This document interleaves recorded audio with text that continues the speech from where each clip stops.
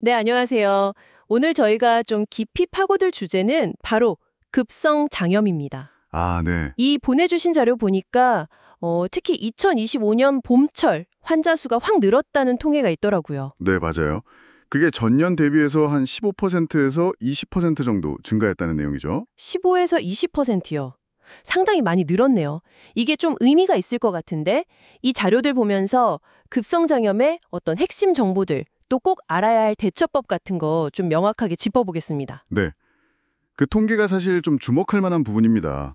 이게 단순히 뭐 계절적인 유행, 이걸 넘어서 혹시 기후 변화나 우리 생활 패턴 변화랑도 관련이 있지 않을까, 뭐 그런 생각까지 하게 되거든요. 아, 그럴 수도 있겠군요. 그래서 더더욱 이 질환에 대해서 정확히 알아두는 게 중요하다고 봅니다. 그럼 교수님, 그 급성 장염이라는 게 정확히 어떤 병인가요? 뭐 환절기나 여름철에 주로 생긴다고 하고 또 갑자기 시작해서 하루 만에 확 심해지고 이런 특징이 있다면서요? 네, 맞습니다. 주로 말씀하신 대로 환절기, 특히 봄철이나 여름철에 급증하는 경향이 있고요.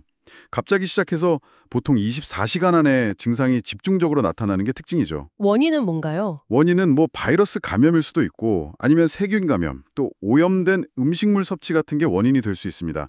다양해요. 근데 바이러스성 같은 경우는 보통 자연적으로 회복되는 경우가 많은데요. 세균성 장염은 항생제 치료가 필요할 수도 있습니다. 아, 원인에 따라 다르군요. 네. 근데 어떤 원인이든 간에 중요한 건 이 초기 대응 속도가 회복 기간을 좌우한다는 겁니다. 빨리 대처하는 게 중요해요. 초기 대응이요. 알겠습니다. 그럼 증상 얘기를 좀 해봐야 할 것 같은데요. 자료 보니까 설사를 뭐 하루에 3번? 많게는 10번까지도 하고 이게 며칠씩 가고 네, 그렇죠. 보통 2에서 5일 정도 지속될 수 있고요. 아프고 특히 아랫배 중심으로 구토도 하고 열도 나고 이게 다 나타날 수 있는 거죠. 네, 그게 다 전형적인 증상들입니다. 복통은 한 3일에서 7일, 구토는 음식 먹고 한 5, 6시간 내에 나타나서 1일에서 3일 정도, 발열도 38도 이상으로 최대 3일까지 갈 수 있고요. 근데 여기서 정말 주의 깊게 봐야 할 게 있어요. 바로 경고 신호입니다. 경고 신호요? 어떤 거죠? 바로 심한 탈수 증상이에요. 소변량이 눈에 띄게 확 줄거나 어지럽고 입이 바짝 마른다? 이런 느낌이 들면 즉각적인 조치가 필요합니다. 아, 타수. 네. 그리고 또 하나는 혈변. 그러니까 설사에 피가 섞여 나오는 건데 이것도 굉장히 위험한 신호니까 바로 병원에 가셔야 합니다. 탈수랑 혈변. 이 두 가지는 꼭 기억해야겠네요. 네, 중요합니다. 그럼 증상이 딱 나타난 첫 24시간. 이게 뭐 골든타임이라고도 하던데 이때는 어떻게 대처해야 할까요? 자료에서는 일단 장을 좀 쉬게 하라고 강조하던데요. 아, 네, 정확합니다. 그게 제일 중요해요. 증상이 시작되고 나서 한 6시간에서 12시간 정도는 일단 금식을 하는 게 좋습니다.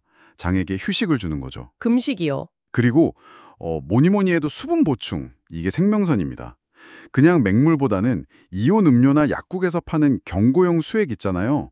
ORS라고 하는 거. 아, 네네. 그 분말 형태요. 네, 그걸 물에 타서 한 10분에서 20분 간격으로 조금씩 자주 마시는 게 아주 효과적입니다.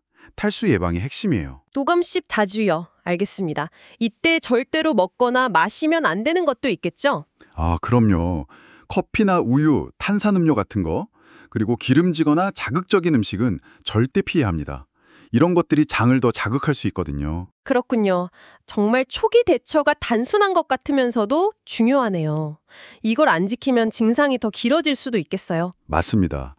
초기 대처는 단순하지만 이걸 지키느냐 마느냐가 회복 속도에 큰 영향을 줄 수 있습니다. 그럼 좀 나아지기 시작할 때 회복기에는 식사를 어떻게 해야 하나요? 바로 일반식 먹으면 좀 부담스러울 것 같은데. 그럼요. 회복기 식사는 아주 조심스럽게 접근해야 합니다.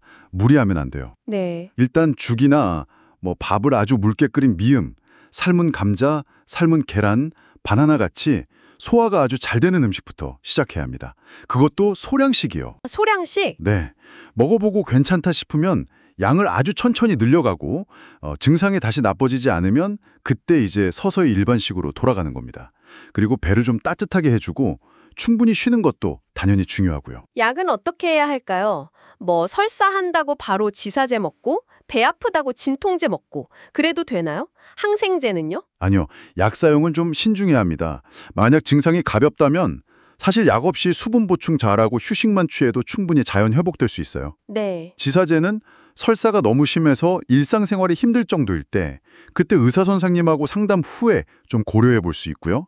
복통이 심하면 뭐 진경제 같은 약도 도움이 될 수는 있습니다. 항생제는요? 항생제는 이게 중요해요. 반드시 세균성 장염으로 진단받았을 때만 효과가 있습니다. 바이러스성 장염에는 전혀 효과가 없을 뿐더러 오히려 잘못 사용하면 내성 문제나 다른 부작용을 일으킬 수 있어요. 아, 항생제는 정말 함부로 먹으면 안 되겠군요. 네, 꼭 필요한 경우에만 의사의 처방에 따라 사용해야 합니다. 그럼 어떤 경우에 이건 진짜 병원 가야겠다 이렇게 판단해야 할까요? 아까 말씀하신 탈수 신호 말고요. 네, 탈수 신호가 일단 가장 중요하고요. 특히 어린 아이들이나 어르신들 같은 경우 울어도 눈물이 잘 안 나온다거나 한 6시간 이상 소변을 전혀 못 본다. 이러면 이건 응급 상황일 수 있어요.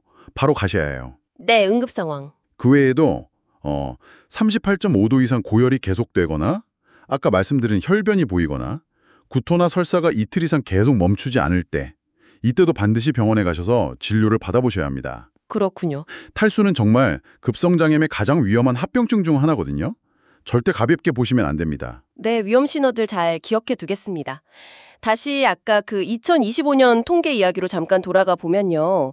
환자가 15에서 20%나 늘었고 회복에는 보통 2일에서 5일 정도 걸리는데 한 5에서 10% 정도는 입원까지 한다고요. 네, 그렇습니다. 입원하는 경우는 대부분 심한 탈수로 동반한 경우고요. 이런 증가 추세를 보면 정말 예방이 중요하겠다는 생각이 드네요. 맞습니다. 예방의 중요성이 점점 더 커지고 있죠. 가장 기본적이면서도 가장 효과적인 예방법은 역시 손 씻기입니다. 아주 철저하게요. 손 씻기 기본 중에 기본이죠. 네. 그리고 음식은 충분히 익혀 먹는 것, 물은 끓여 마시는 습관, 특히 여행 가거나 할 때는 더욱 신경 써야 하고요. 위생 상태가 좀 불확실하다 싶은 음식은 아예 피하는 게 상책입니다. 네. 특히 여름철 같은 때는 이런 개인 위생 관리만 잘해도 감염 위험을 절반 이상 줄일 수 있다고 봐요. 오늘 급성장염에 대해서 정말 자세히 알아봤는데요. 정리를 좀 해보자면 이게 흔한 질병이긴 하지만 초기에 어떻게 대응하고 수분 보충을 얼마나 잘하느냐가 정말 중요하고 네, 그렇죠. 그리고 탈수나 혈변 같은 그런 위험 신호는 절대 놓치지 말고 바로 병원에 가야 한다는 거네요. 맞습니다.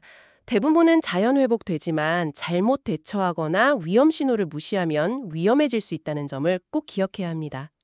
절대로 가볍게 볼 질환이 아니에요. 네, 오늘 알려주신 정보들 잘 기억해서 올바르게 대처하고 또 평소에 위생관리 잘해서 미리 예방하는 게 중요하겠습니다. 네, 그게 최선입니다. 마지막으로 좀 생각해 볼 거리를 던져보자면요.